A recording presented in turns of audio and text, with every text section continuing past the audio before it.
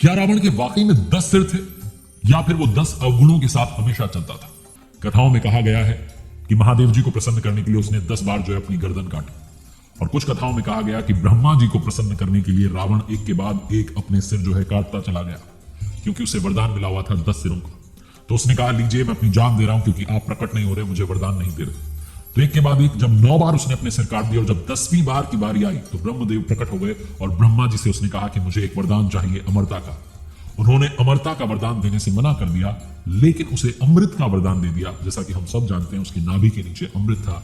जब नाभि पर तीर लगा तो रावण का वध हो गया, रावण मर गया। रामायण में जो सबसे विरोधी ताकत थी, जो सबसे शक्तिशाली पराक्रमी था, वो था रावण, जिसे दशानन कहा गया, दशग्रीव कहा गया। लेकिन क्या है 10 सिरों का रहस्य? रावण महापराक्रमी था, महाशक्तिशाली था, महाज्ञानी था, भगवान महादेव जी का सबसे बड़ा भक्त था। ऐसा कहा जाता है कि धरती पर जितने लोग थे उसमें सबसे बुद्धिमान था। इसके बावजूद उसमें ढेर सारे अवगुण आते चले गए, जिसकी वजह से आगे चलकर के उसका विनाश हुआ। अवगुणों की वजह से ही रावण को अधर्म का, असत्य का, बुराई का प्रतीक माना गया। धर्म शास्त्रों में दशानन के 10 सिरों को उसमें मौजूद 10 अवगुणों के रूप में बताया गया। काम, क्रोध, लोभ, मोह, मद, मत्सर, घृणा, ईर्ष्या, द्वेष और भय। वाल्मीकि रामायण के अरण्य कांड में 10 ग्रीव होने का प्रमाण मिलता है। संस्कृत में 10 यानी कि 10 और ग्रीव यानी कि गर्दन, इसलिए उसे दशग्रीव कहा गया। लेकिन अगर आप ऐसे समझें कि संस्कृत विशाल भाषा है जिसमें किसी संज्ञा का नामकरण बहुत सोच समझ करके होता है, तो कोई अतिशोक्ति नहीं है। हो सकता है 10 गर्दन इसलिए कहा गया हो क्योंकि रावण को 6 शास्त्रों का, ज्योतिष शास्त्र, धनुर्वेद, संगीत शास्त्र, अर्थशास्त्र, राजनीतिक शास्त्र, धर्मशास्त्र और 4 वेदों का ज्ञान था। इसी कारण से उसे महाज्ञानी कहा गया।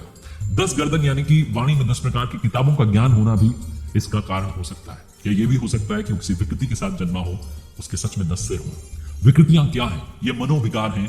काम, क्रोध, लोभ, मोह, मद, मत्सर, घृणा, ईर्ष्या, द्वेष और भय। ये प्रवृत्तियां हैं। इनको बढ़ावा कैसे मिलता है? तो सबसे पहले अहंकार की बात करते हैं। जब अपने पद या अपनी योग्यता को कोई प्यार करने लगता है तो उसे घमंड हो जाता है। जो अपने परिवार से, दोस्तों से प्यार करता है, लगाव रखता है, तो मोह हो जाता है। जो अपने ही स्वभाव को प्यार करता है उसे पश्चाताप की ओर लेकर के जाता है। जो दूसरों में पूर्णता चाहता है वो क्रोध की ओर बढ़ता है, गुस्सा करने लगता है कि सामने वाला मेरी तरीके से क्यों नहीं चल रहा है। जो पास्ट को प्यार करता है वो हेट की तरफ बढ़ने लगता है। जो फ्यूचर को प्यार करता है वो डर की तरफ बढ़ने लगता है। जो हर एरिया में नंबर 1 बनना चाहता है वो ईर्ष्या की तरफ, जेलसी की तरफ बढ़ने लगता है। जो प्यार करने वाली चीजों की तरफ बढ़ने लगता है उसके अंदर लालच पैदा हो जाता है। जो विपरीत जेंडर की तरफ अट्रैक्ट होता है वो वासना होती है। और जो फेम को, पैसों को, बच्चों को जरूरत से ज्यादा प्यार करता चला जाता है वो असंवेदनशील हो जाता है। ये सब प्यार के विकृत रूप हैं। हर भावना, हर क्रिया प्यार का एक रूप है, लेकिन रावण नकारात्मक भावनाओं से ग्रस्त था, इसीलिए ज्ञान से संपन्न होने के बावजूद उसका विनाश हो गया। रावण के 10 सिरों के बारे में बहुत सारे मत जो है वो प्रस्तुत किए गए। वाल्मीकि रामायण के अनुसार जब हनुमान जी सीता जी की खोज में जाते हैं तो रात में सोते हुए रावण के 1 सिर और 2 हाथी थे, किंतु जब हनुमान जी को बांध करके रावण की सभा में लाया गया तो रावण 10 सिर और 20 भुजाओं के साथ अपने सिंहासन पर विराजमान था। जैन दर्शन कहता है कि रावण के गले में 9 मन की एक विशिष्ट माला थी, जिनमें उसके सिर का प्रतिबिंब, इमेज जो है वो दिखती थी, और देखने वाले को उस रिफ्लेक्शन की वजह से 10 सिर दिखाई देते थे। ये कहा जाता है कि रावण 4 वेदों का, 6 शास्त्रों का ज्ञाता था, इसलिए उसे 10 कंठी कहा गया, 10 कंधर हो गया।